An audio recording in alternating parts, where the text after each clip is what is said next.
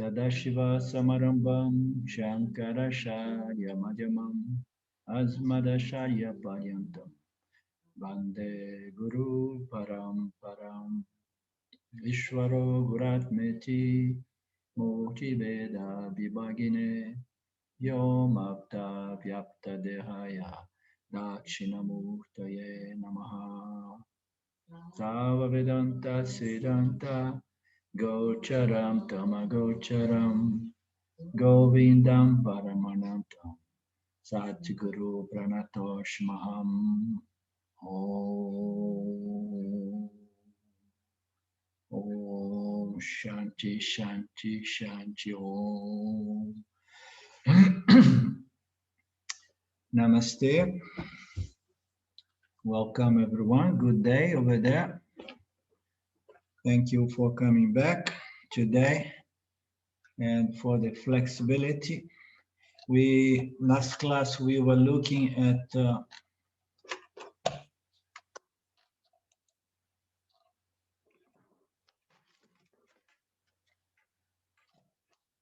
sorry.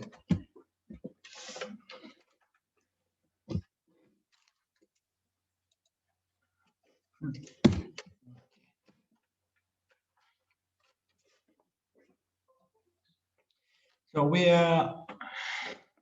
last class we were beginning with the topic on consciousness. We have understood that consciousness can be defined negatively by saying what it is not. There is nothing we can say about it except Satchitananda, which is the very nature of our conscious existence. So we are Satchitananda, but there are negative ways we can we can describe ourselves. And then we went to the third verse, which presents the sense objects coming and derived from sound, sight, taste, touch, and smell, and the way the organs of perception develop. And then we looked into how we experience objects. Now we end up analyzing quickly the dream state and the way the perceived objects appear in the waking state and in the dream state, so we could see slight difference. And then there is a hint there saying that we understand better consciousness by analyzing our sleep state, because it's very obvious that everything is happening in my own mind. So Vedanta makes a parallel, and it says that everything in this Vyavaharika order of reality, this projection of Maya Shvara, it's all also happening in our minds. And our minds exist within consciousness. Nothing escapes consciousness. Everything is happening within consciousness through our minds. So we can see the parallel there between the dream state and the awake state. So it's about the same. The objects in either mental conditions, states, they are located in consciousness, nowhere else. The subtle object, they are located in consciousness, in the dream sleep, or when we start delirating or dreaming while awake, imagining things. All of that is a reality that's happening in our mind. And in the waking state as well, it happens in our mind, meaning to say, all is located in consciousness, nowhere else. Dream objects are thoughts. Therefore, the dream body is also thought. It's also just a thought in the waking state. But in the wake state, this reality, this physical material universe, it seems to be real, it seems to be solid, it seems to be tangible. But as we're gonna go with our text, we're going to establish in the term that it's not so, that everything is just a superimposition in consciousness. So the next topic here is, how do we experience objects? Experience is sentient. It's a sentient thought mode. It's called a vritti. So a vritti is technically described or translated as a thought or a modification in consciousness. So a modification in consciousness is a vritti, it's a thought, it's something that appears within consciousness, not apart from consciousness, but yet consciousness is not a thought. The thought is fundamentally consciousness. So it's a modification due to the power of mind. The vritti is sentient because the mind is sentient. So when we say that the mind is sentient, in fact, the mind, what is the mind? The mind, Papaji used to say, it's a bundle of thought that somehow clustered together around the I thought. Yeah? We have this original thought that I am, I exist, and I perceive the world. So this I am, which somehow requires a certain definition and introduction, because when we say I, immediately this I tends to find a definition of itself. But this original I thought, being the original thought, is going to perceive all other objects, and the objects are not apart from the thought of objects. So this is something easy to be understood when we understand that this whole projection of the universe is cyclical, okay? So from the thought, from the word, from the mind, from the ideas, from the notions, everything unfolds and grossifies and densifies to become an object. So the I thought is going to perceive other objects, okay? These objects are not apart from the thought of object.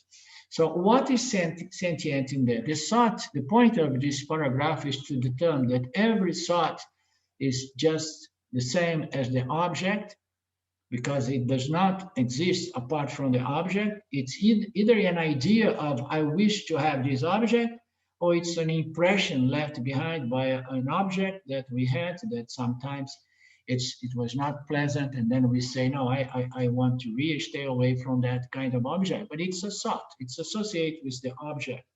So this object thought / thought, it's absolutely inert, and we fall into this mistake of defining ourselves as this bundle of thoughts. So the point being here is like we need to be clear and discriminate all thoughts that goes through our I thought. The I thought is the primordial thought, and then it's going to witness all other thoughts. Okay, thought / object. All of those thoughts are inert. They are insentient. Okay, but here it says like the vritti, this I thought, is sentient because the mind is sentient. Okay, so all the other thoughts, they are not really sentient. So what is sentient in there is the I thought, this pure reflection of the original I of consciousness, pure consciousness that shows up here and says, I exist and I know that I exist. Okay, it's existence consciousness, existence knowledge. I exist and I know that I exist. So this thought is what we call the Jivatma. Okay, it's sentient because it borrows, so to speak, it gets its sentience from original pure consciousness. And as we know, and the reflect consciousness fundamentally in its nature, in its fundamental essential nature, is original consciousness. So this I thought is sentient.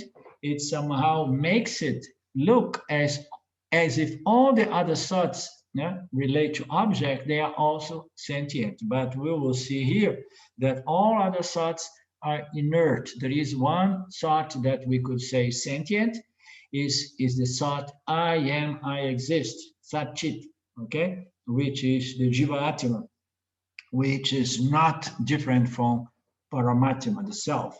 So the Jiva self is not separate from the Brahman self, because there is only one self. Therefore, we can understand and claim our identity as the pure consciousness, the pure self. Apart from consciousness, the mind is insentient. inert. So we have consciousness somehow propitiating, conceding sentience to the I thought, okay? And the I thought seems to concede sentience to each one of those thoughts, but it's not really that way, There is only the one consciousness is the only sentience there is, and then it's somehow the mind shines because it's a perfect reflector within its I am, I exist thought, and then it illumines all other objects which are object, they are inert. When it's illumined, apart from consciousness, the mind is insentient, inert. When it is illumined by consciousness, it becomes sentient, capable of knowing. So what distinguishes us from other thoughts, this I am, I exist thought from other thoughts, is that we have the ability to know, understand, determine, discern, discriminate. So the capability of knowing, of deciding, and so on, this knowingness, which is inherent in this Jivatma as the I am, I exist, is there because consciousness is the only sentience, and it somehow it so to speak, it shines to produce sentience in the Jivatma. It's capable of knowing as we know. We know what we know, and we know what we do not know. This is the chit aspect of our true nature, consciousness, the ability to know. The relationship between consciousness and such is the same as the relationship between consciousness and the body. So this is a very interesting statement because it's putting the physical body and the subtle body where all those thoughts occur.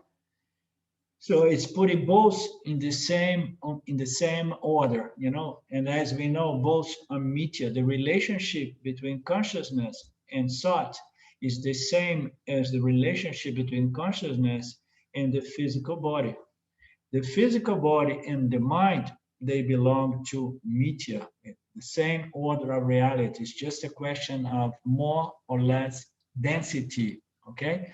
So the mind is a little bit subtler, and the physical body is a little bit less subtle, meaning to say it's denser, but both, they are just matter slash energy, or energy slash matter.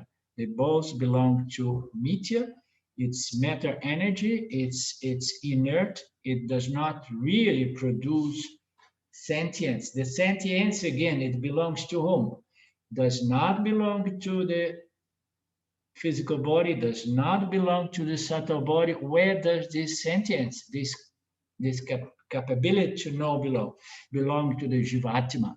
And the Jivatma is not the physical body, as we know, and it's not the subtle body. Jivatma, we need to get it really clear.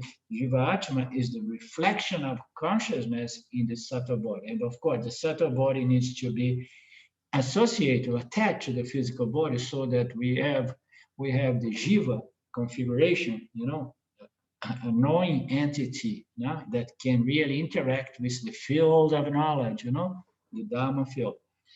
So the relationship, therefore, the relationship between consciousness and the thoughts that we see crossing our mind is the same relationship between consciousness and the physical body. And we have to understand that the physical body is not different from the thought, my body, my physical body and my body, they're the same, you understand? So I can think of my body, and there it is. I have my body. It's just an idea of my physical body, but it represents my physical body. Both belong to mithya, the same order, inert, matter, energy. Just as consciousness is not a part of the body, consciousness, as we have seen, is not a part of matter. It's not a property, it's not a byproduct, and it's not a property or quality that comes out of matter. So consciousness is not a part of the physical body. It's not a part also of the thoughts We cannot say that consciousness is a product of thought. Oh, if I have a thought and then consciousness appears with the thought. No. A lot of people think that consciousness appears with the object or with the thoughts of object. No. The Upanishads are very clear to determine and to prove by inviting us to follow our own experience that the thoughts, they cross our mind one by one, and consciousness was there before, is there during the thought, and then when that thought is replaced by another thought, consciousness remains unaffected. So it was there. And then if there are no thoughts, because we may fall in deep sleep, or we faint, or we go in coma, or whatever, or in samadhi, so consciousness remains unaffected. So consciousness does not change. And consciousness, therefore, is not a product of thought, it's not a property or a quality of thought, and it's not a part of thought. Okay? It's important to make a clear distinction between consciousness and thought. We are objectifying thought, and we make thought another object, just like a stone or a tree or my physical body. It's just something other than myself. It's a little bit subtler than the physical material objects, but I can see that, they are just inert. Okay, if there is something that is sentient in our human experience, that is what? My knowingness, my ability to know. Okay, this knowingness is the Jivatma. That's why we can claim our identity as Paramatma, because we enjoy the same quality of consciousness, of conscious awareness, you understand? Knowledge.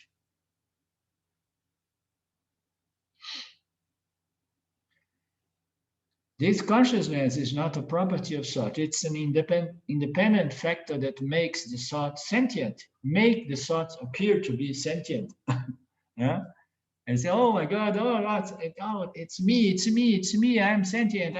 No, it's just mental, emotional impressions that somehow pops from the causal body in front of us, or pops from the physical environment, from our environment. It just appears, and then we say, okay, it came from outside, it comes from the inside, but they are just inert. When they come from outside, we say, oh, of course, that tree, oh, it's inert because it came from outside. But when it comes from the impressions, the mental impressions left from my previous contact with that tree, and then it's, oh no, it may have some sentience to it. It may be alive. It may be, it may be conscious. It may be intelligent. It may be, capable of knowledge. And no, it's just, it's just a thought. Okay, it has no life of its own, in the sense it does not have any free will, even though it may appear as. Sometimes we have a strong thought. Some of those thoughts that are really, they became a huge vasana, and then I feel like, oh my God, this thought now became a monster. It has a life of its own now, and now it's pushing me around and so on. It may appear, but it's not. It's not alive. It does not have the power. We give the power to thought, to the degree that we identify and we believe those thoughts. That's why we need to go and get this education and accept those thoughts. Ham Brahmasmi, for example, I want the thoughts that are going to liberate me, not the ones that are going to bound me to notions, ideas, and objects, because they don't have any power. They are inert energies. So we give our power, and we need to give our power to proper thoughts.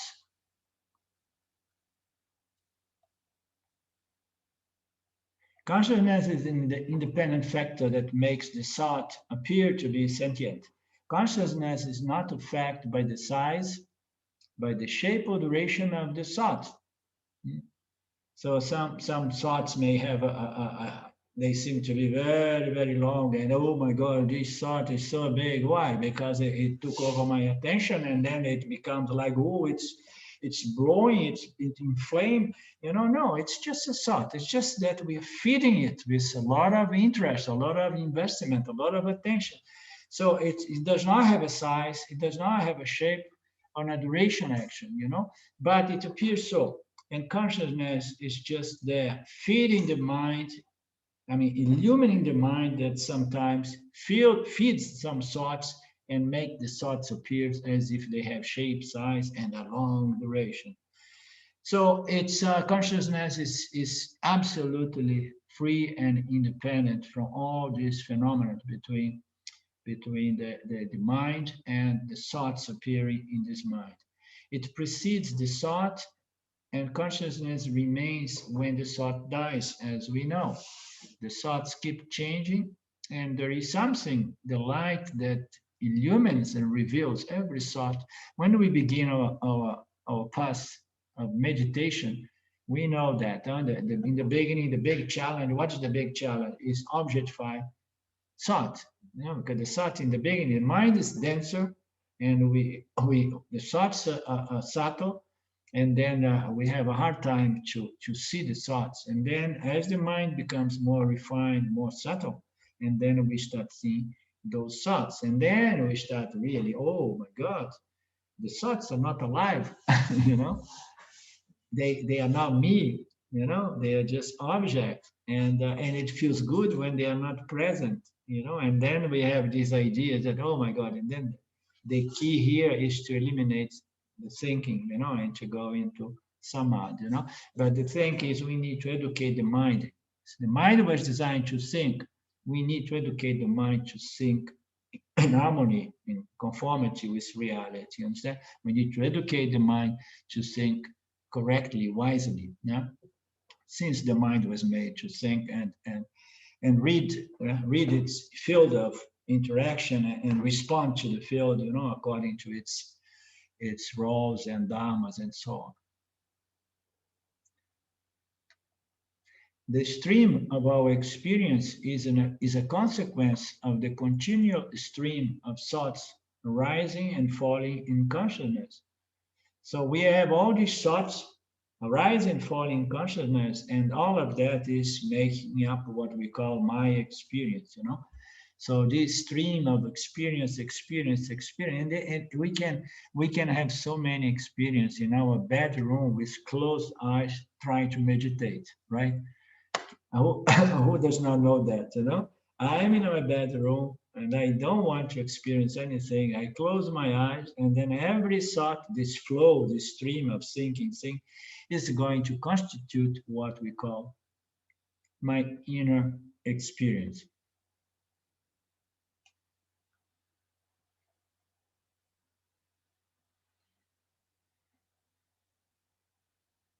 Consciousness does not arise and fall, nor does it come and go, although it seems to change when it's confused with the thoughts it illumines. We know that the mind changes. The mind basically is a bundle of thought. When I used to teach satsangs before I met Ramji and Vedanta, I used to point out to the fact that this pure consciousness that Nisargadatta Maharaj used to present as pure consciousness, it was just the subtle intellect of the subtle meditator sometimes. When the meditation and meditator, they become very, very subtle, and then we have this I thought that is very, very, very subtle, that can witness all the other thoughts. Okay, so this I thought, to the extent that it's dissociating from the thoughts objects that appears within the I thought. The I thought is the agent. We cannot experience object thoughts without the I thought. So when the I thought is subtle and refined, you have these other thoughts, and then we feel like, oh my God, nothing can touch me. You understand? Nothing touched me, I am now so subtle. I am the meditator, the observer. It's still the Jivatma. It's still the mind, the meditative, contemplative mind, the experiential meditation, and it's somehow detaching from the other thoughts / object, and it has a certain feeling that, oh my God, nothing touched, meaning to say I'm not changing here with the thoughts. It's a very nice accomplishment in this process. I feel like I'm not changing here. But then we suspend our efforts to to detach from the thoughts, what happens with the I thought? It gets confused with the other thoughts. And then the other thoughts all the time change. This also I thought keeps feeling like I am changing as well. You understand?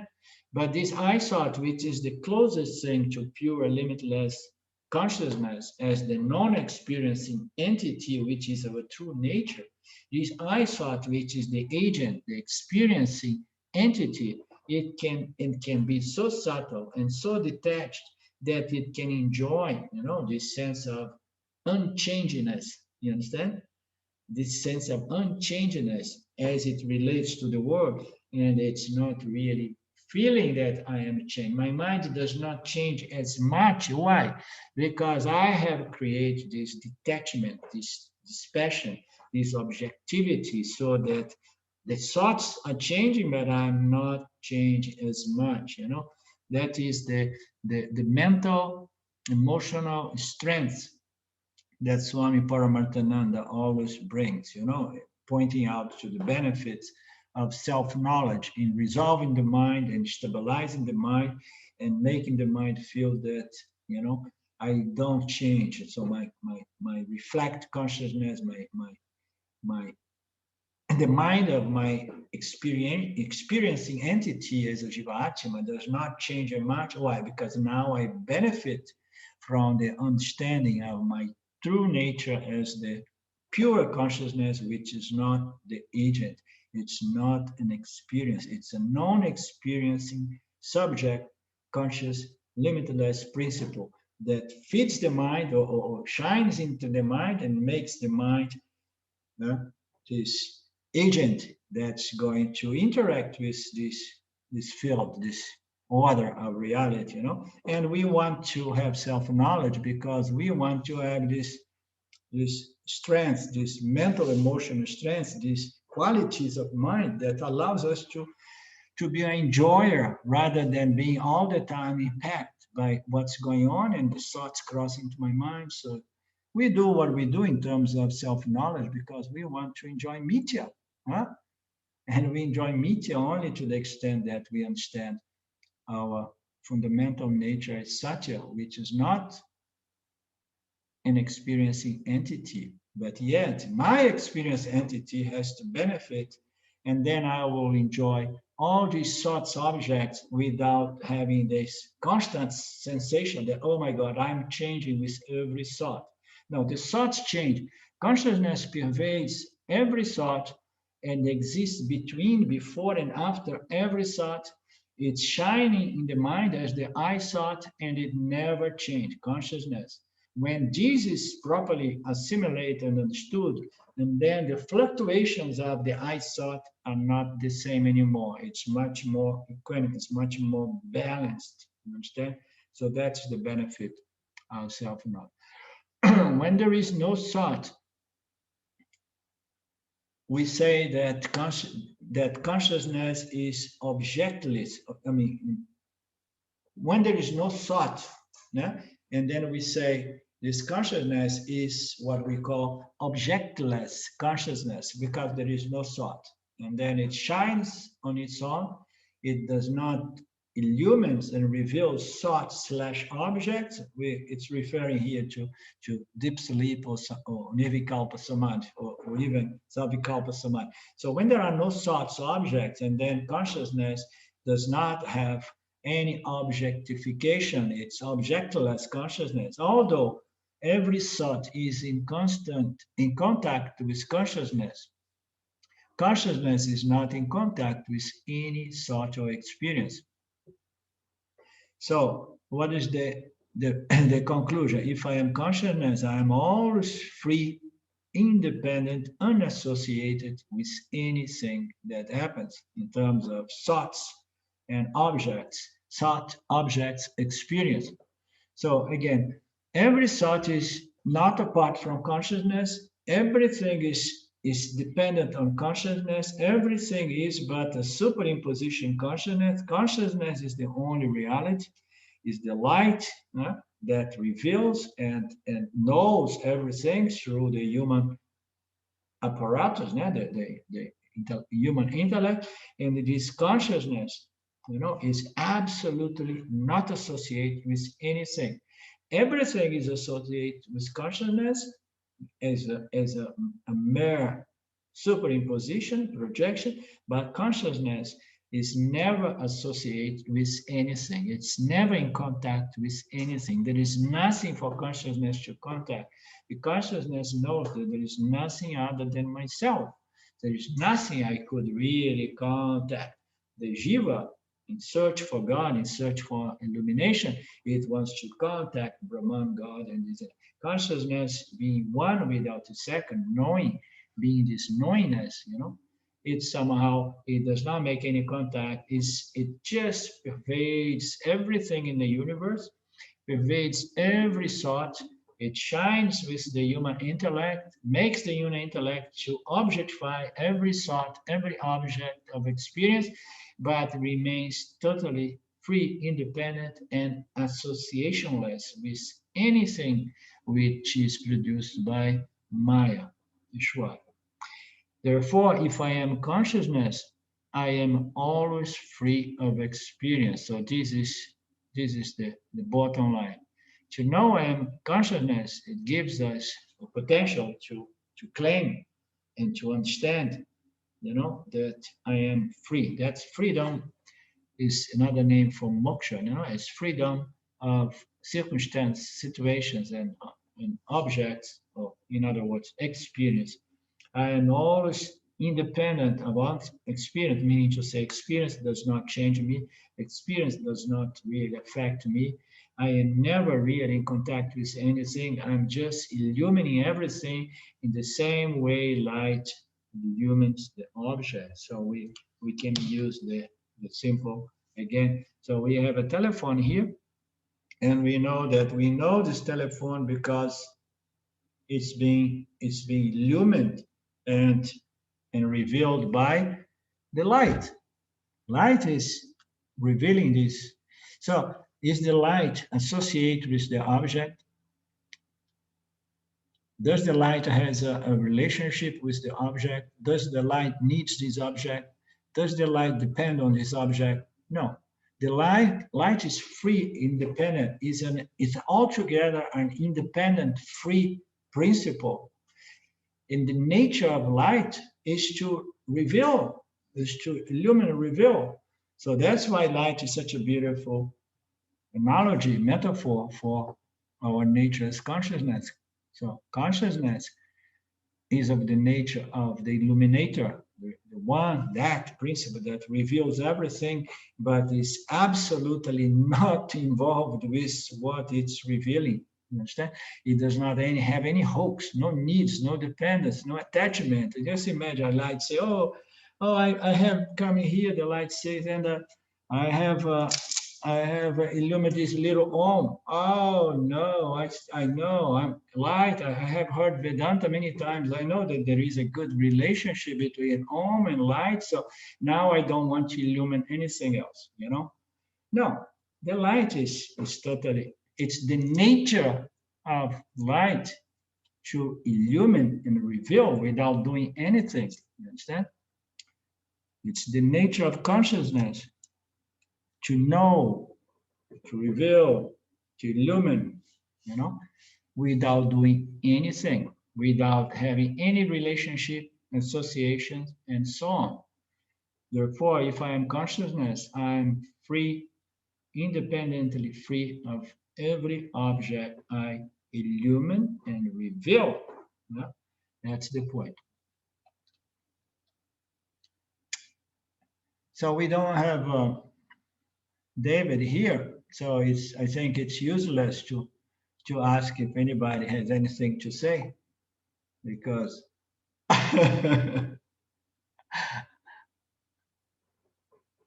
what did you say, Lynn? I do have a question. Surprise, surprise. But it has to do with, and I'm not sure if it's appropriate to ask a question about experience, but you'll tell me. It's like when you're in Nididhyasana, part of that is standing as awareness. And when talking about that separation, there does seem to be that witnessing can be very stark, and there seems to be like an unbridgeable chasm between what the jiva is doing and what you are at the moment. And I'm wondering, in time, does that? I missed one word. You said that consciousness sometimes seems to be very stark. What is stark? Like black and white, the big division, very distinct. Sometimes it seems to be clearly distinct, you know? Consciousness from the mind. You're there and the jiva's doing something else and you don't even know. Okay. You know, you can see her laughing, or, you know. So does that, it seems like a duality. And does that collapse at some point? Because it's a little bit disconcerting sometimes.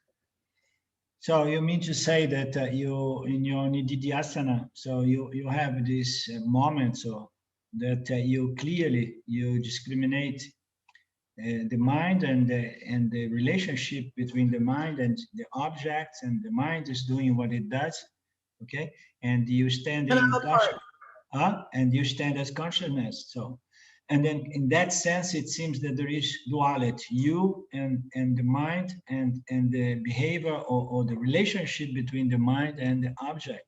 So this is a good duality. You understand? So the good duality is when we begin objectifying our jiva, our mind, our agent, experiencing agent, when we start looking at our jiva objectively. And then that is a duality superimposed by Maya, because it's there, you know, I consciousness and Ishvara Jiva Jagat, let's say, okay? So I have objectified the world and the jiva. The jiva is the one who is the apparatus, you know, that receives the world, you know. So I'm objectifying. So this is good work, it's good discrimination. The difficult duality is when you look at the world from the standpoint of the jiva, and then you have the fundamental adivya. Adivya means to say duality between the jiva subject and the other subjects as jagat. So when the jiva takes itself to be the self, and then he sees duality, and he believes that he is the self, the jiva, and the world, you know, is there to serve certain, you know, to serve him, let's say, and serve the purpose to complete me and satisfy me. This is a divya, this is ignorance, you understand? Huh? Avidya. This is avidya. So this duality is a bad duality. But when you start seeing duality from the standpoint of awareness, this is good duality. And this duality does not go, even after self-knowledge is firm, because that belongs to Ishvara. Ishvara is going to keep producing the jiva and the experience of the jiva. But you stand in consciousness, you start objectifying and witnessing that. And then you feel that you don't change, you don't get, you know, entangled or attached with the jiva. So this is good work, and this is good duality, if we can say something like that. It's the duality that is corrected by you, by understanding, you know, that this is just all a superimposition. Because you understood that it's not really real, only then you can have this dispassion or detachment or equanimity, you know, or positive indifference in relation to your jiva and what the jiva is experiencing, because you begin to understand that this world is not really real, that all there is consciousness, and those things are happening not apart from me, but they don't affect me. You understand? I don't know if it helps you to understand what I said. Well, it does, and it seems to me that mostly the problems that I find with this standing as awareness is always in retrospect after I'm not standing as awareness. It's always looking back on it and thinking, oh, there's duality. But when I'm standing as awareness, there's no problem. But yeah. so just Like that firefly thing that. Yeah, when Yes, you it's stand, when you're clear in your self-knowledge, you stand like that, and then you experience the duality, which is Vyavaharika, it's a projection of Maya Shvara, and then you find it beautiful, you find it fine, you find it nice, oh, nice, oh, and now there goes my jiva, and trying to get something and so on. So this is beautiful, no? But when we it becomes really duality when we see the world from the Pratyabhasika standpoint, and then I the jiva, I see the world and I believe that the world is real, and then the world change and the circumstance change and I change because I bought completely bought into the notion that the world is real, and and I need to get something or avoid something, which is a different situation. So one is duality, the duality, the subjective duality of the jiva, and then the jiva suffers. The other is the duality imposed by Maheshwara. But in standing as consciousness, you don't suffer because you just see it as it is, just a magic show, so to speak.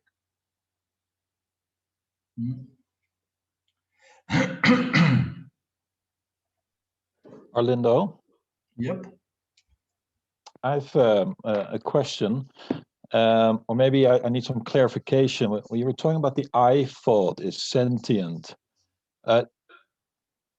do you actually mean that the notion of that we exist, is that or the actual thought? I'm a little confused by this now, because I thought that all thoughts, even the I thought of the ego thought, is just an object.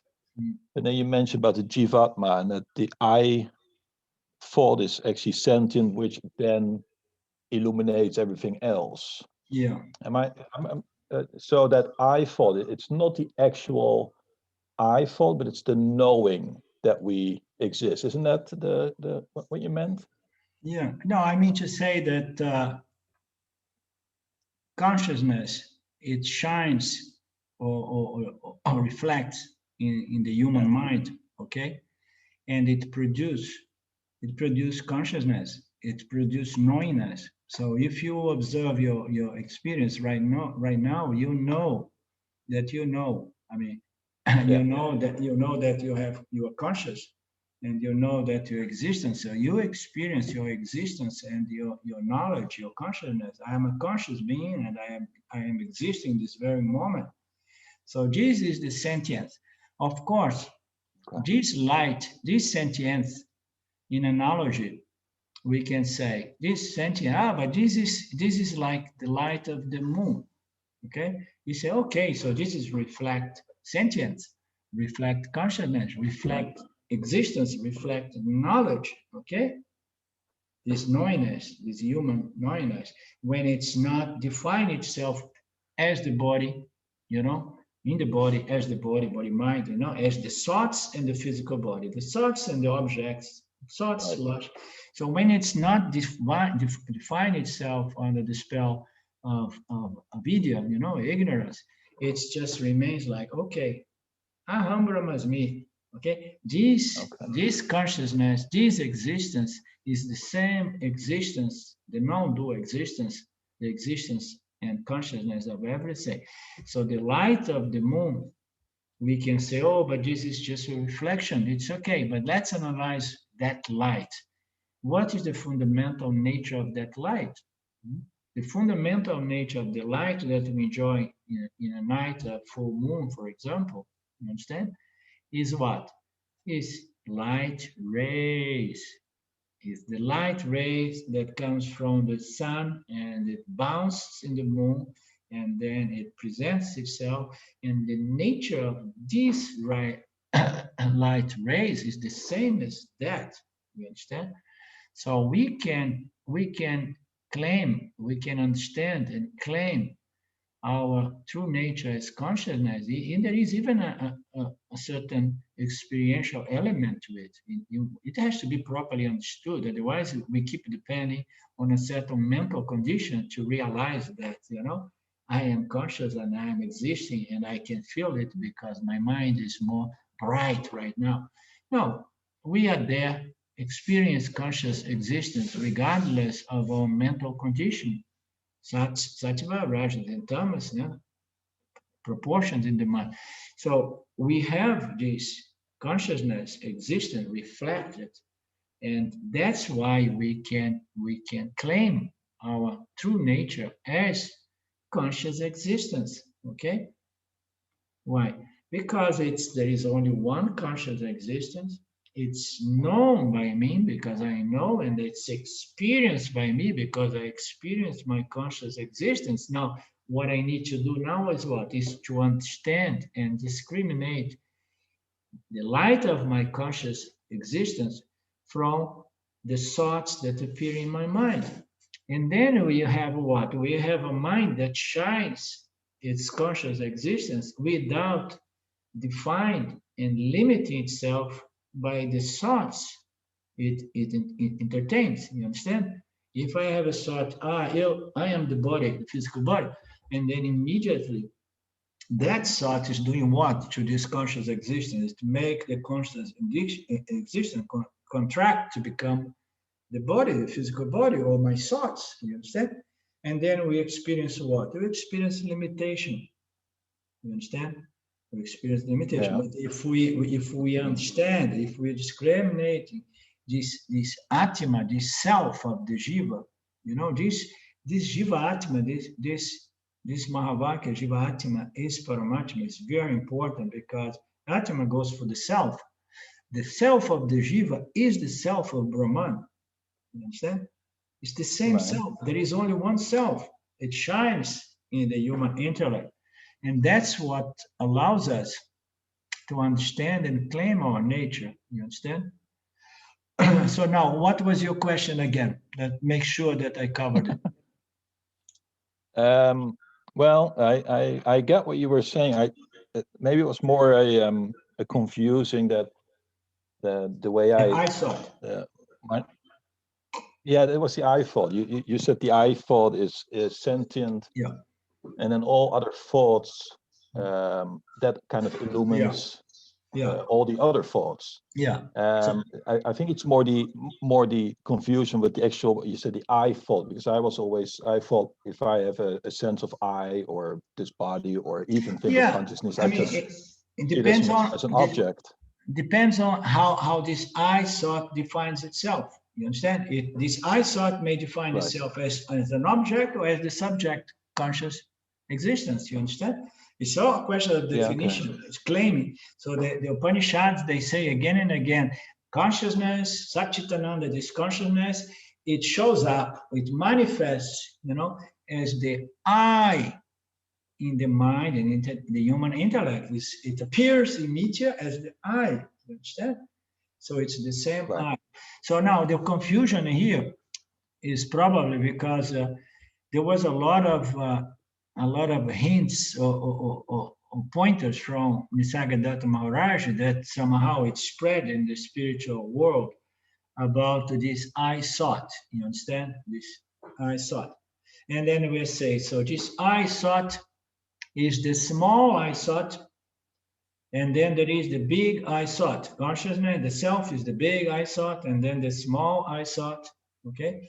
And then Nisargadatta Maharaj used to say, so you just refine this I thought, remains in meditation, contemplate on this I thought.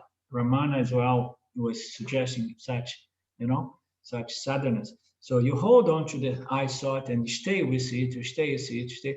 And then this I thought not define itself as I am the physical body, I am this thought, I am this notion, I am this feeling. This I thought, it becomes so pure, not really, grabbing on anything.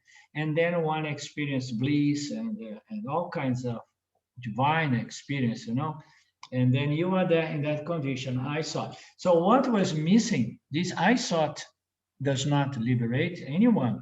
To be in what Nisargadatta Maharaj used to present with the I thought, it's so pure, so beautiful that you are just in bliss there. And then you say like, okay, this is pure consciousness, he used to say. And now you wait and see, because you're going to be transferred to the absolute. So, what was missing in all of those teachings is like I say, okay, so purify your eye, understand that you are this beautiful reflector, and then in the end, understand that there is no difference between this I am, I exist, and the conscious existence of Brahman. Right. There is only one consciousness. So what was missing, like, okay, now that your mind is purified, and through this eyes, this pure I saw, this pure reflection of consciousness in your very, very sattvic and pure intellect, and now understand, that Aham Brahmasmi, eu sou aquilo, eu sou a consciência pura, pure consciousness. I'm mixing up a little Portuguese today here. So you understand that little piece was missing. And then we all remained a little bit like, okay, so the I thought is an impostor. It is and it is not. If the I thought is still define itself as the body, mind, thoughts, feeling, emotions, and so on, if it still define itself as an object, and then that I thought is an impostor. But the moment that the I thought recognize that I am pure, limitless consciousness, okay, and then it is the big I. So it's better not to think in terms of big I and small I, because there is only one consciousness. It's of the nature of non-duality, Yeah. Well, I'm not thinking in terms of. I think it was more a technical thing that confused me a little bit, because I just see everything kind of, even the I thought, as just an object appearing in me consciousness. So it was not a question of the big I or small I. It was. Yeah. Maybe I'll go back again to, because there was something that confused me, but now I'm a little. Right. Now I'm even more confused. Yeah. No. It So, is. This I thought is an object. Yes. In the scope of awareness, consciousness, it's an object that appears. Yeah. Okay. So it is. Yeah. But consciousness is not an experiencing entity. Consciousness does not need. I know. Yes. Does not need any enlightenment, or does not need to understand anything. It's only the I thought, which is technically an object in consciousness. The I thought is what needs to understand that I am limitless conscious existence. You understand? Yeah. This I thought, the whole thing is I am that. Presented by Nisargadatta Maharaj. Usually say, você é aquilo, you are that. He said, I am that. You are consciousness, limitless, infinite conscious existence. So this is there to be understood in the jiva, in the human intellect. That's where we have to understand that. You understand? Because consciousness, I say, okay, the jiva, how we objectify the jiva, going back to that, how are we going to objectify the jiva? Exactly like Lina was saying, there is something in my jiva atma, in this reflect consciousness that now is so pure that I am objectifying phenomenon in my jiva, the ego, the intellect, the notion. My intellect became so subtle that is objectifying everything that's denser about my human experience, my thoughts, my emotion. So it's objectifying the jiva. The jiva now is an object within the human intellect, which was very much refined and purified by the means of yoga, various yoga. So now you have the perfect situation. You understand? So you, the reflector, the knowing experience entity, is objectifying your very jiva hold and your tendencies and your thoughts. So now you're objectifying all of that. So the moment that you objectify, what is that doing to you? It's making a consciously or unconscious statement that I am none of that. I'm none of that, because I cannot be what I witness. You understand? So now, what is left? What's left are the final statements of the Upanishad that says, yes, you're right. You are none of these. You are that. You understand? You are none of these. And these can only be captured and understood in the human intellect, because consciousness does not have an intellect. You understand? Consciousness is not a knowing experience entity. So we need to refine this I thought, this Atma, the Jiva Atma. And until this Jiva Atma, this reflect consciousness, is pure enough to understand its true nature as Paramatma. You understand? So when we say I am an object, the Jiva, the I thought is an object. It is, it is an object. But this is something that cannot be experienced, because consciousness does not experience any objectivity. You understand? So it only does so through the human intellect. You understand? And then it's in the human intellect that we can refine it, and objectify everything until we are so pure and refined and contemplative that we can understand that we are none of these, but we are that. I am that. You understand? I am pure, limitless consciousness. I hope it helps. It's a very, very subtle, good question. Thanks, yeah.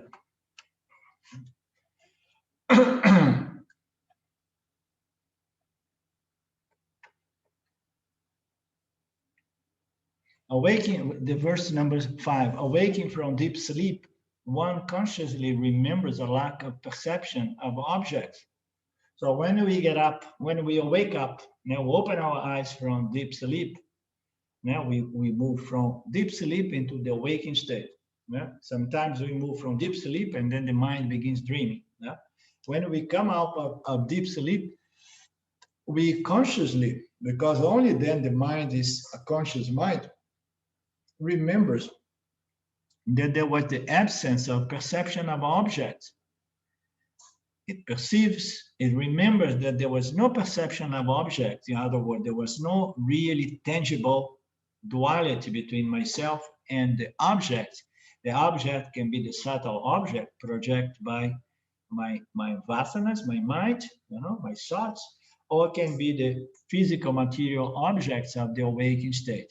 Okay, so when I come out of a deep sleep, I remember that, wow, there was no duality between the knower and the known in either of those two states. Because one only remembers previously experienced objects, it's then clear that in deep sleep, a lack of knowledge of objects, wise experience, pure logic. We only remember things. Can you say that? I say, no, I have a memory here that I have never experienced in my life. No, if you haven't experienced in this life, you experience some other life. Therefore, somehow this memory popped up in your mind, because it's impossible to experience something, to remember something that you have not experienced. Experience leaves behind those subtle memories, vasanas, they become vasanas, those impressions. So because we remember, because we only remember a previous experience object, it's clear to understand that in deep sleep, a lack of knowledge of objects, wise experience. So what's the conclusion here? That even in deep sleep, there is an experience, and the absence of tangible object is the object of experience in deep sleep.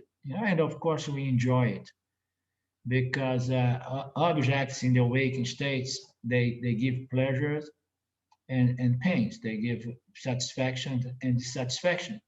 So somehow we all appreciate going to deep sleep, because in deep sleep, we don't take any risk. In the dream, we take some risk. Sometimes we are visited by pleasant and sometimes unpleasant objects.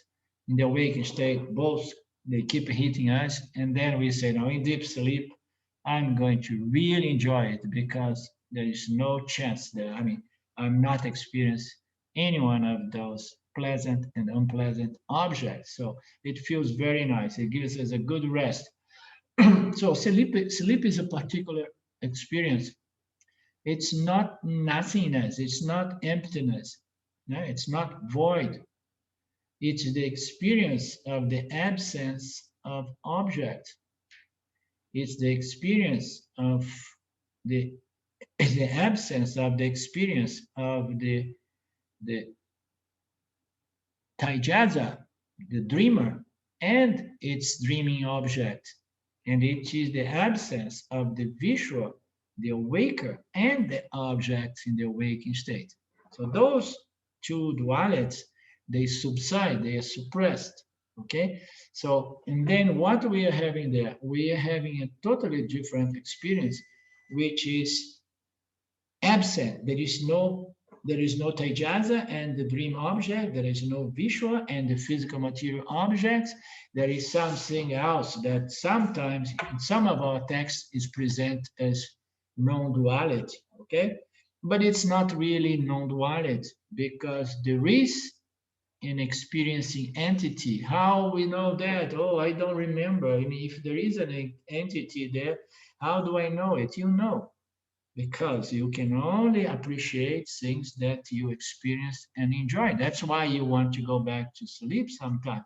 There is a subtle experiencer there during the deep sleep, and it has a technical name. It's called pranya jiva. It's a very, very unsubstantial reach or unsubstantial I thought, okay, that does not have much reflectivity on its own, and it does not produce other thoughts objects. Therefore, there's nothing almost that is tangible that can be really consciously acknowledged. But in retrospective, we know that, oh, now I love that, it was so good. And we only love things that we appreciate. And we only appreciate things that we have experienced and enjoyed. Huh? So sleep is a particular experience. It's not nothingness. It is the experience of the absence of tangible objects. It is everything in potential, in seed. Okay, everything there is unmanifest. There is a potential for everything. There is a potential for name, forms, and colors, you know. There is a potential there, but it's unmanifest. And then out of the blue sometimes, the gunas, they change, and then the mind, rather than dominantly tamasic, it develops some more rajas, and then it changes. It projects those potential names, colors, and forms into objects of the dream state. That's when rajas kicks in, and then some of those tamada convert, and then it immediately projects out of the seed potential form, the dream object. So this state of absence in which everything was somehow rolled back, you know, or I say the expression, rolled back into its causal potential seed form, it's called mola vidya. It's root, it's the basic ignorance. So this is a very interesting. We enjoy that. And then when we look into the experience, we understand that we enjoy that, and that is absolute ignorance. And then we need to remember that statement that's very common, the proverb that says, oh, ignorance is bliss. Yes, ignorance is bliss. You understand? There is two ways to get bliss. One is total ignorance, and the other is total knowledge. Total knowledge is impossible because only Ishvara is total knowledge, all knowing it. Yeah? It's all knowing. Ishvara, the knowledge of everything. In fact, Ishvara is the knowledge of everything. It's pure sattva, pure intelligent knowledge. So we cannot have the knowledge of everything. But then the scriptures say, so since you cannot have the knowledge of everything to enjoy bliss out of knowingness, our pure knowledge. So just try to know that by knowing, you know the nature of everything. That's also a way to develop these blissful mental conditions, this condition of satisfaction, peace, and contentment, okay? Which does not depend on total ignorance. Deep sleep is total ignorance, okay? And we enjoy that. It has a beauty to it, okay? So as we know, so if we don't know anything, it's piece of cake. So if we are passing by the village in India, and then we search, we go there, we want to get some water, and there is this huge snake there, but it's very dark, and I don't see the snake. Even if the snake bites and kills me, I'm gonna die in bliss, because there is no fear, there is no anxiety, there is no preoccupation. You understand? I'm totally naive, I'm totally ignorant of the fact that there is a snake there. You understand? So if I don't know, I'm at peace. The problem with us, jivas, is that we know some and we don't know a bunch. We know a little bit and there is a lot more we don't know. You understand? So this mixture of knowledge and ignorance, sattva, the revealing power, and rajas and tamas, makes our bliss compromised. Yeah? So, and then we have the potential to sleep eternally, to live in Molavidya, yeah, all the time. I withdraw from the world and I want to live in this blissful ignorance. It's called Ananda. It's a sort of experiential bliss, which is so subtle because it's subconscious. And it is a byproduct of a mental condition which is dominated by tamas, a lot of tamas. Okay? Neither consciousness nor sleep is known at the time of sleep because the intellect is in that condition, is suppressed. The intellect is suppressed. Our mind, our emotion, everything is suppressed in that deep sleep. Neither consciousness nor sleep is known. What it means to say? It means to say like, okay, so my sleeping state and consciousness, which is the substratum, the true nature of my sleeping state as a prana, none of that can be known. Why? Because the intellect is off. The intellect is suspended or suppressed, howsoever we want to understand it. So there is no possibility to know anything. So what it means to say, we can never get liberation by deep sleep, by fainting, by going into coma, or by nirvikalpa samadhi. I know the yoga, people of yoga hates to hear that. You can never get real liberation, knowledge and liberation. Why? Because the intellect is suppressed. The very instrument of knowledge is not available to us, okay? So we do not know in that condition, we don't know, oh, there is consciousness here, oh, there is a prana jiva here in its mental condition, No. Why? The intellect is not there, you understand? So we cannot experience. It is Ananda, it's an experiential bliss out of total ignorance.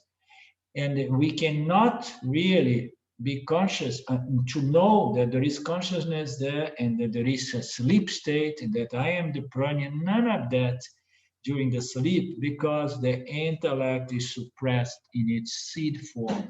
After waking up, we remember sleep. And then when we wake up, the intellect comes back and then there is a connection between what? It's one jiva going through three states.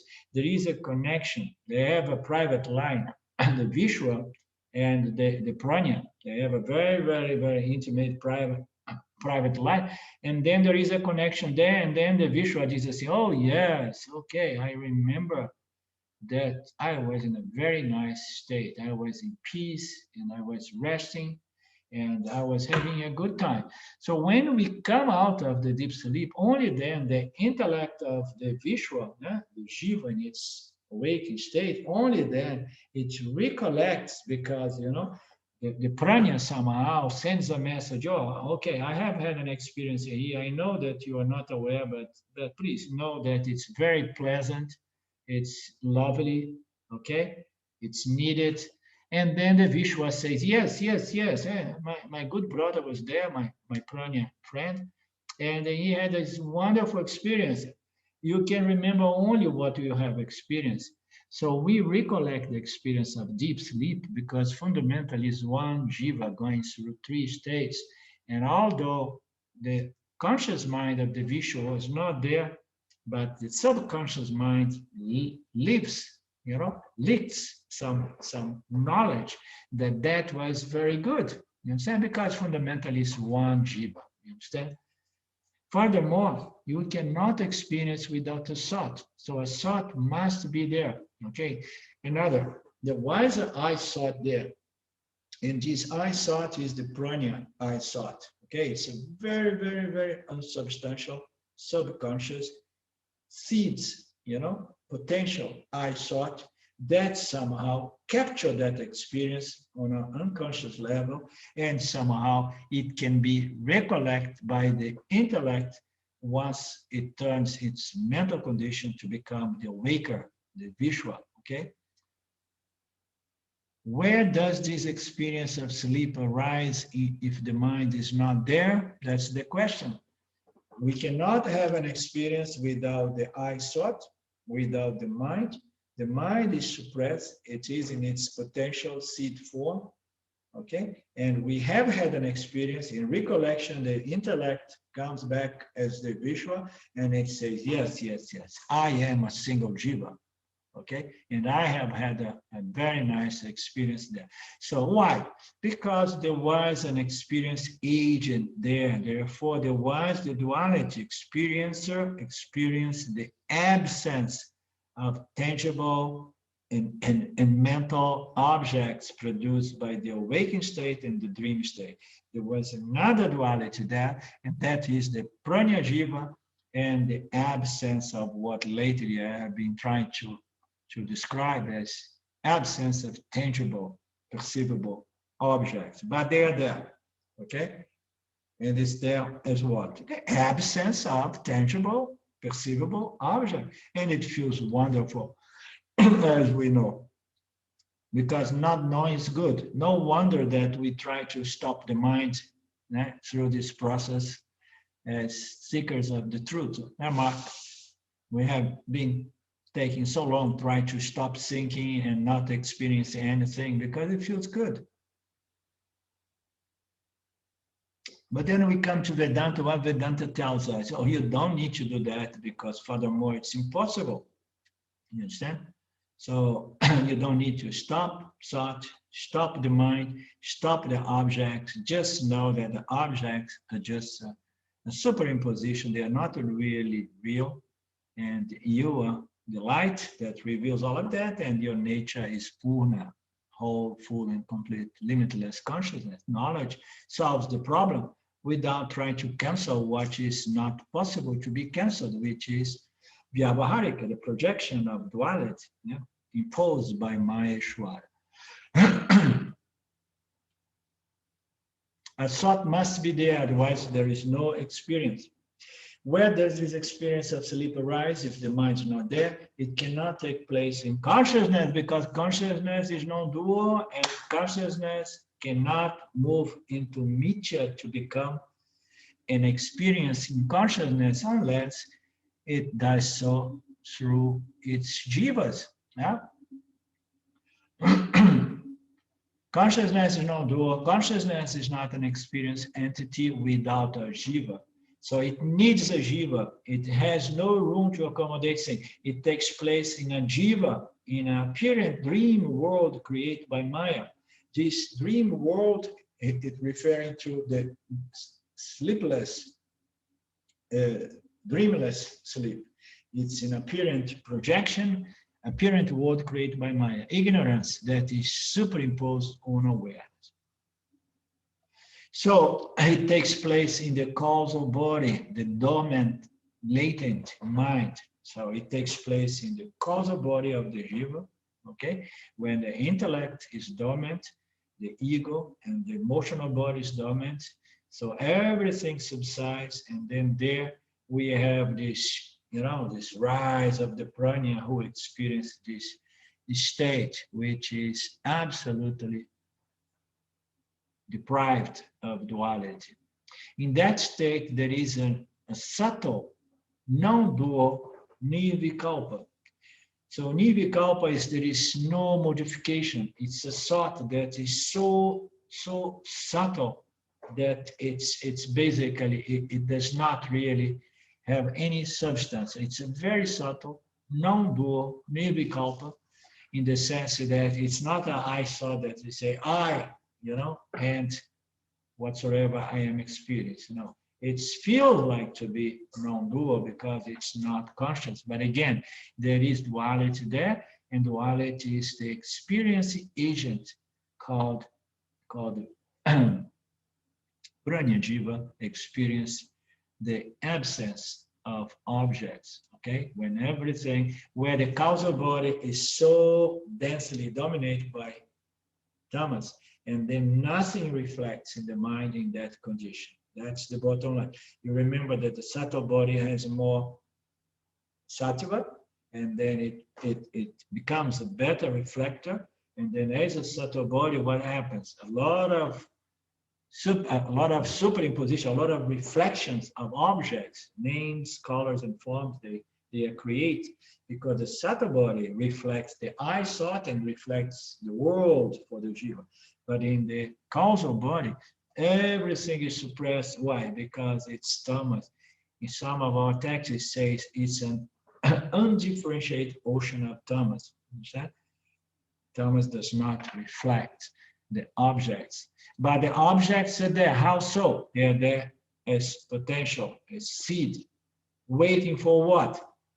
Waiting for somehow the gunas begin to change in their proportion, and then rajas comes in, and then we have the projection of name, colors, and forms. There is a very subtle non-dual nirvikalpa thought mode called nirvikalpa vritti. Although it is always present because the causal body is always present, it is too subtle to be recognized, So we don't recognize it. Only after waking up, this vritti, this mental condition is inferred. It seems as if there is no experience in deep sleep, but we have a word for sleep. Huh? We only give names to things that we experience. That's a nice logic as well. Huh? Right, Lynn? Did you follow that? It seems that there is no experience in deep sleep, but we have a nice word to deep sleep. And once we come to Vedanta, we have even a name for the entity experience deep sleep, prana.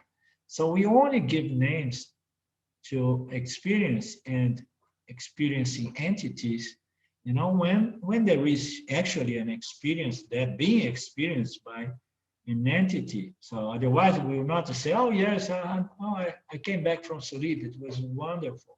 Okay, so there is a mental condition there that we give a name because we experience, because we only give names to objects of experience.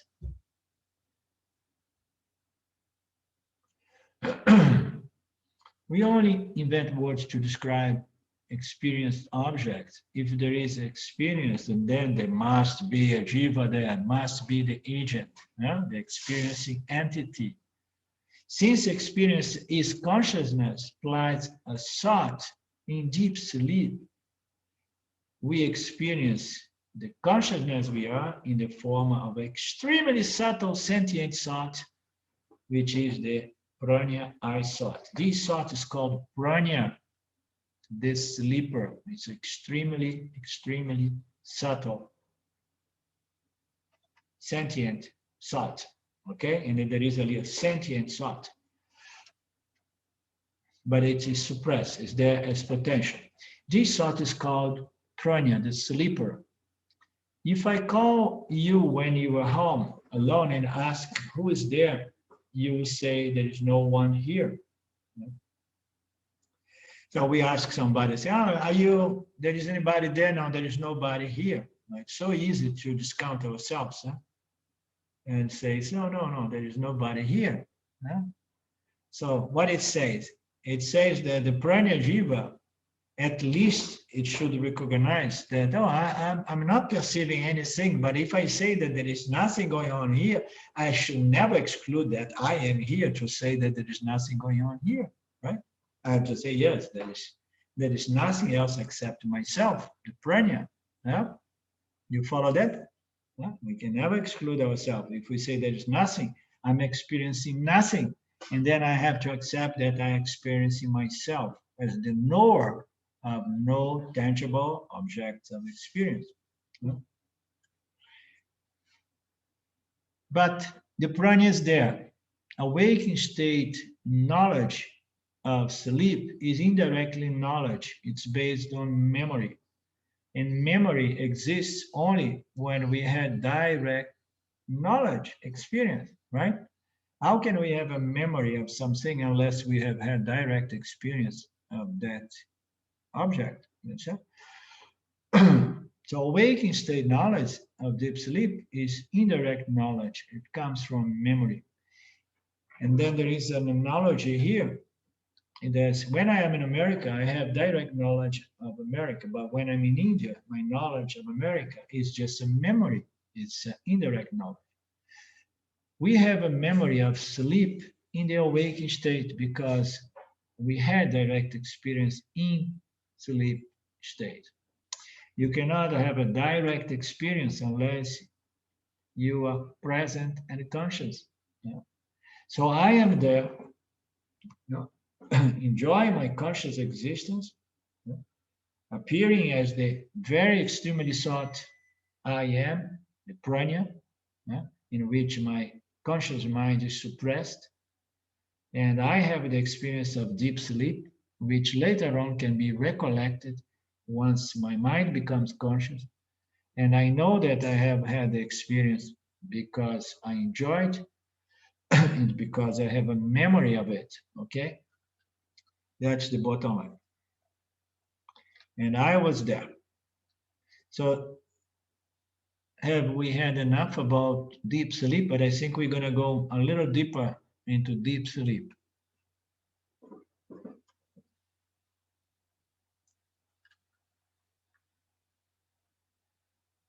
Anything to say about deep sleep, or can I carry on for a few more?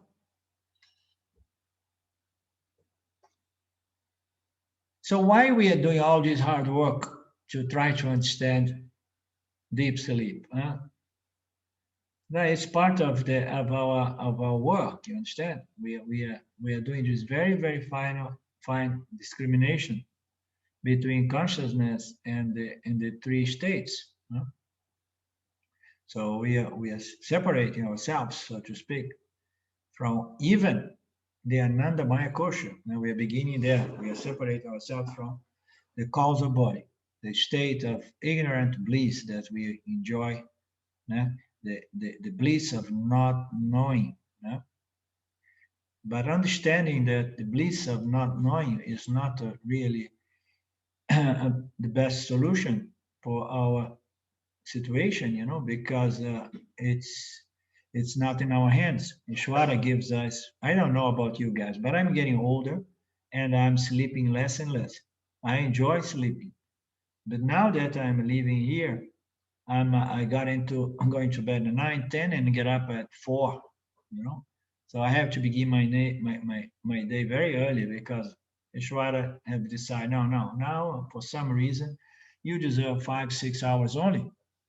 Oh, but the doctor says that I must sleep 8 hours. I say, it doesn't matter. Don't believe the doctors.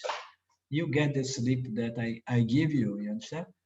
So if I depend on this bliss of total ignorance, not to say that in the night, a lot of the time, Rajas comes in and start projecting some problems as well. So if I have to rely on this bliss of total ignorance that comes here and there during the night, so I'm still vulnerable to all other time when I'm not covered by total ignorance. And then I have to deal with knowledge and ignorance mixed up together. So, and then of course, the only solution is to find the bliss that comes from knowledge. And this knowledge can only be self-knowledge, because the knowledge of the phenomenal world belongs only to Ishvara, the total knowledge. So this, the verse number 6, ignorance of objects is the object of awareness in deep sleep. Ignorance of objects, not knowing objects, is the object of awareness in deep sleep. The awareness of the objects in the waking and dream states, and the awareness of the absence of objects in deep sleep are the same. So now it seems we're going to move gradually away from deep and analyze some other states, just to determine that consciousness remains unchanged, because it's the same awareness, the same consciousness experiencing the lack of tangible objects in deep sleep, and as well the other objects from Vyavaharika and Pratibhasika. If experience is there in deep sleep, thought is there. And if thought is there, consciousness is there, because you cannot have a thought without a knower of the thought. And you cannot know anything without consciousness, even though it seems that there is no consciousness in sleep. Oh, so lovely. I love Vedanta. Yeah? It's so beautiful. It presents the logic. It's, if we believe in logic, in analyzing our experience in logic, we have to really say, okay, I mean, I cannot help. I cannot resist it. I must accept the fact that I do not change, that I'm always there, even in deep sleep and coma. When my intellect is suppressed, I'm still there, unchanging consciousness. That's the bottom line. That's the implied meaning. If experience is there in deep sleep, in coma, and in samadhi, thought is there. If experience is there, there is one thought is there. One or two or three or many. So there is the I thought must be there, experiencing a thought as absence of name, colors, and forms. Or a thought is there as the dreamer experiencing a variety of dream thoughts. Or the I thought is there as the awakened experience a variety of physical material thoughts, objects. So if the thought is there, even in deep sleep, as the prana I thought, it means to say that consciousness must be there. Then all this talk that, oh no, prove to me that I was conscious during deep sleep. I was totally unconscious. Consciousness was not with me there. Consciousness had left me so that I could sleep. No. This is all part of this discriminating power process, of again and again understand that we are that always present through every experience, through all the three states. We never change and we never go out of existence. We are always present there. We cannot have an experience without consciousness being there. And because we cannot have a thought without a knower of the thought, and you cannot know anything without consciousness, even though it seems that there is no consciousness in deep sleep. Consciousness there as the knower of the absence of tangible objects. You cannot have a thought without a knower. So the thought is there. I am experienced, no tangible. I'm not experienced name, colors, and forms. There is a thought. This thought is the I thought of the prana jiva, and there is no thought without a knower of the thought. Although the knower of the thought is not an experienced entity, but we know by inference that a thought is a product of consciousness consciousness is free and independent, but the thought is a product of consciousness. It happens within consciousness. If there is smoke, there is fire. If there is thought, there is consciousness. So we experience the deep sleep state, and then means to say there is the prana, I thought. And if there is a thought, there must be consciousness the same way that is fire every time we see or experience smoke. There is no way around it. This is inferential knowledge.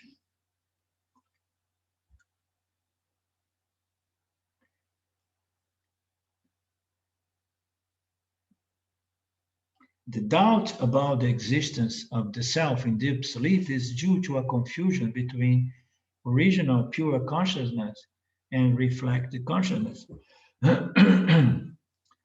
Reflected consciousness, the subtle body, about which more will be said as the text continues.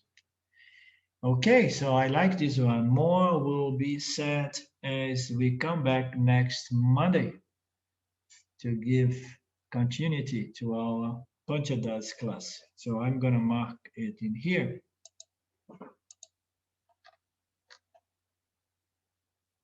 No. There is just a small paragraph. Let's finish this paragraph here. I thought it was going to carry on. The doubt about the existence of the self in deep sleep, the absence of consciousness, is due to a confusion between what? Pure consciousness and reflect consciousness. The reflect consciousness is an experiencing entity. The pure limitless consciousness is not an experiencing entity. In deep sleep, the experiencing entity, the conscious experience entity, is suppressed. Okay, there is an agent there, there is an experience, but his conscious mind is suppressed. So we feel that there is no agent, there is no experiencer. Okay, there is a confusion between consciousness, which is always present, even in the absence of Ishvara, Jiva, and Jagat. Even when Maya goes to sleep, you understand? Consciousness is always present. And we mix up, we confuse this original consciousness with reflected consciousness. The reflect consciousness changes with thoughts, and the reflect consciousness sometimes is present, sometimes is not present, sometimes is present in a certain mental condition. The mental condition changes, the reflect consciousness keep changing, and sometimes it appears to be not present when it shows up as very, very, very subtle reflection called the prana jiva.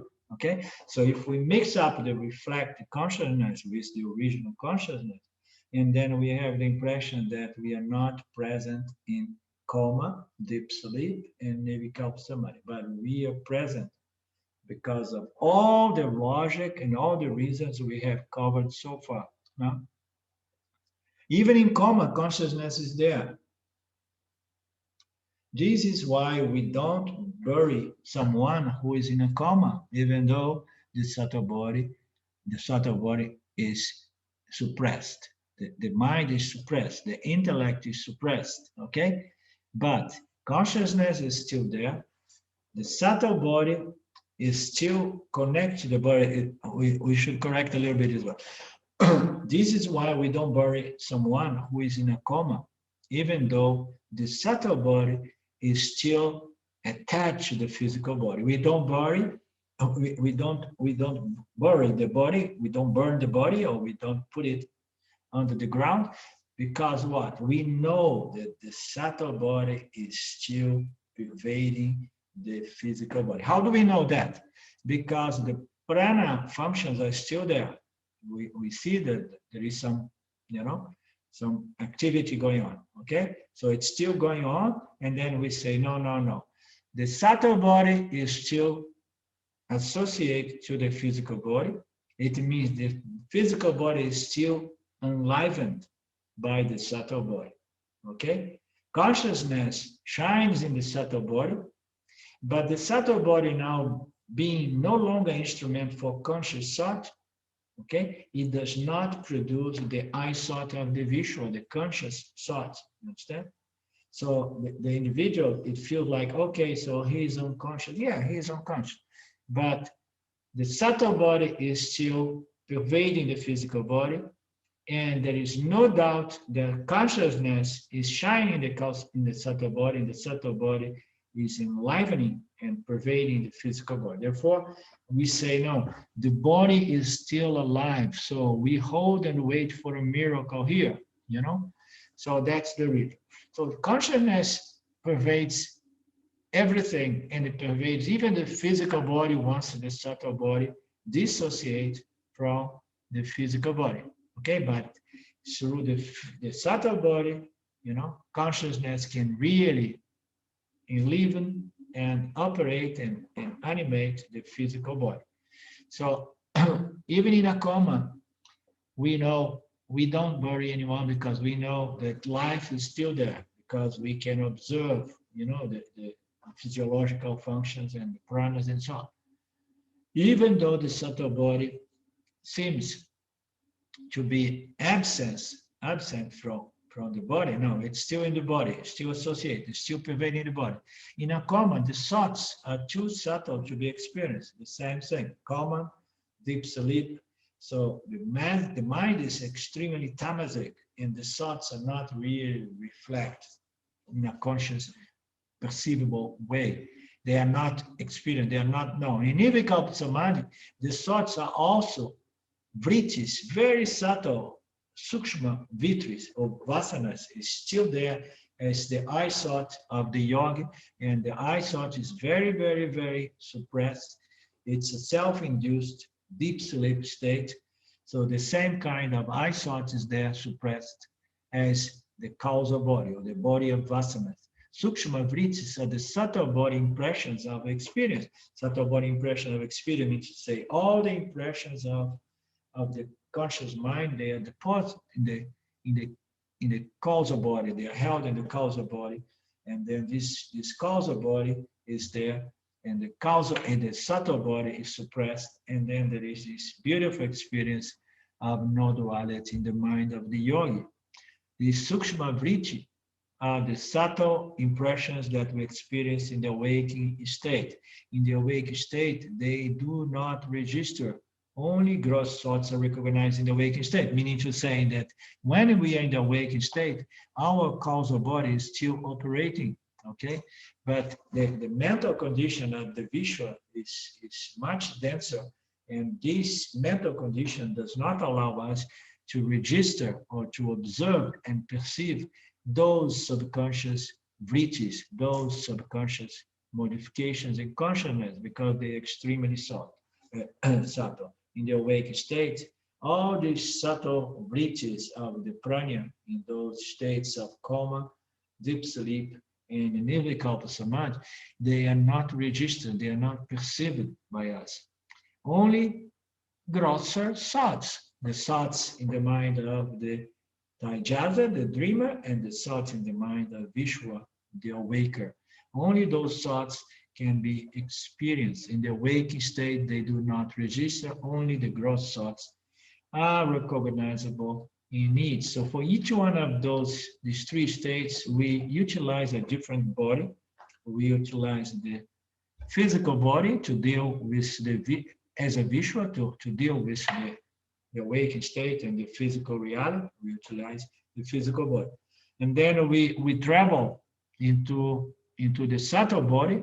As a subtle body, we experience our inner world of thoughts, emotions, and feelings, and our subjective reality, the dream world that sometimes we know how to create dream world even during the awakened state, you know, it's our subjectivity, okay?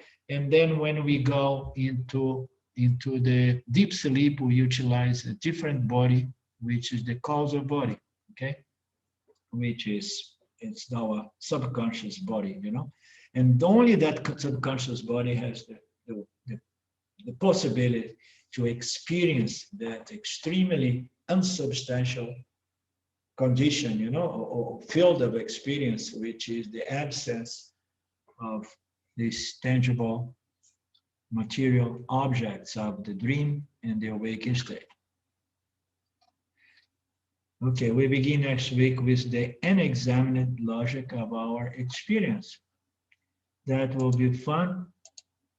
I hope you guys have enjoyed understanding a little bit better our deep sleep. And what is most important is to understand that deep sleep is good, but does not really resolve our problem, you know? Because unless we are determined to become a yogi and develop a vasana for nirvikalpa samadhi and become one of those sadhus that goes in nirvikalpa samadhi for days and days and weeks and years, you know, and then say, okay, now I go for that. I believe that that's easier. Self-knowledge is seeming a little bit difficult for me. So I'm going to become a yogi and I'm going to develop a vasana for nirvikalpa samadhi. Yeah? So as we know, the problem is, as they say, that it takes many lifetimes to develop such a vasana, a lot of effort. So, and even if we have such a vasana, and then we get to have those nirvikalpa samadhis, they are never totally under our control. You understand? Because Ishvara is the one playing with the gunas and the gunas modifications in one's mind. Okie dokie. Have we had enough? Om Purnamada Purnamidam Purnamudachyate Purnasya Purnamadaya Purnamevavashishyate. Om Shanti Shanti Shanti. Thank you, Lord. Thank you all. Lovely. Thank you for showing up today. We could do our class number 4, and then I'm going to post it for everybody else who could not be with us today. Love you. See you soon. Day of tomorrow for those of you who come for the Q&A. Bye-bye. Namaste. Thanks, Alindo. Thank you. Thank you. Thank you.